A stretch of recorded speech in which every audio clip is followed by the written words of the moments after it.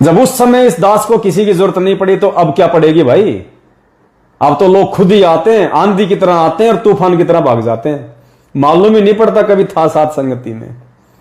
तो पुण्यात्माओं, यह आप लोगों का सौभाग्य है जो आप दूर बैठे हुए हैं, और दूर बैठ के ही आप जी ये बातें सुनते रहिए, क्योंकि मुझ पवन दास के जो संपर्क में आएगा वो पुण्यात्माओं बर्बाद होगा ही होगा, वो भक्ति से दूर होगा ही होगा। इन मानना, मैं तो पहले इतना नीच आदमी था, इतना निकम्मा आदमी था, मुझे तो आज बोलने में कोई शर्म भी नहीं आती, क्योंकि सबको पता है और छुपाने से कोई मतलब भी नहीं है उन बातों का।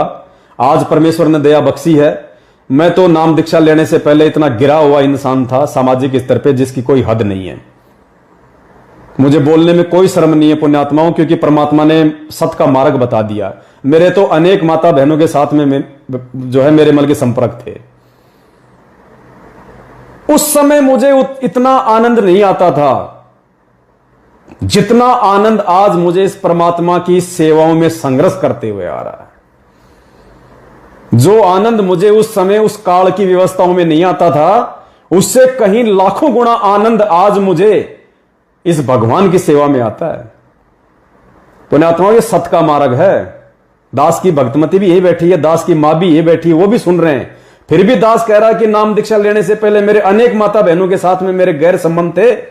मैं क्यों छुपाऊं इस बात को, क्योंकि आज मुझे भगवान मिल गया, आज मुझे वो ठीक है। जब तक कोई भगत परमात्मा की मर्यादा में है, सतगुरु के ज्ञान आधार से चल रहा है, हमारे लिए वो आदरणीय है। हम उससे मिले बैठे सारे काम करेंगे उससे। लेकिन जिस दिन लगा कि ये भगत परमात्मा की मर्यादाओं से खिलाफ है, भगत जी को कुछ नहीं लगता, ये नेपाल से भगत आत्माएं आई हैं, ये मेरी कोई रिश्तेदार थोड़ी है आप और हमारी, कभी मिले हैं क्या अपने इनसे? कभी बहुत से शक्ल ही आज देखी है, फिर भी इनको एक अदृश्य शक्ति यहाँ खींच के लाई है। वो कौन है? गुरु जी का ज्ञान। और आप और हम केवल ज्ञान के रिश्ते में बंधे हुए हैं। ये बहन अगर आई है, या अगर मैं इसको बहन कह रहा हूं, तो केवल ज्ञान आधार से ये मेरी बहन है और ये मेरे भाई हैं। कल को अगर ये परमात्मा से हटे, मेरे लिए कुछ नहीं है, शकल नहीं देखूंगा मैं इनकी, केवल परमात्मा के पीछे चलना है। तब ही यहां से भगत जी बेड़ा पार होगा, परमात्मा प्रसन्न होगा। और जब परमात्मा दया करेंगे, जब ऐसा कोई समय आएगा कि संगत समझ गई परमात्मा की दया हो रही है और परमात्मा उस समय देखो प्रेरणा करेंगे, तो भगत जी कानूनी कार्रवाई भी होगी। बाकी आज भगत जी दास की तो देखो औकात है नहीं। दास तो पानी पतासे का ठेला लगाता है, पानी पतासे का ठेला लगाता है। 8 मेंबर हैं परिवार में, 2 बच्चे हैं, भक्तमती है, 2 मेरे छोटे भाई के बच्चे हैं और मेरे माता पिता हैं। छोटा भाई जो है शराब पीता है, गांव में रहता है, वो कभी आता नहीं, बच्चों को यहाँ छोड़ गया।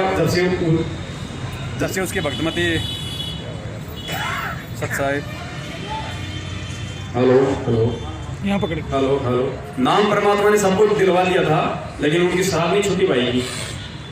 तो देखी है बरवाला कांड में, ये दास था वहां पे, कमांडो बना हुआ था इन दुष्टों की उस गंदी हरकत के चलते।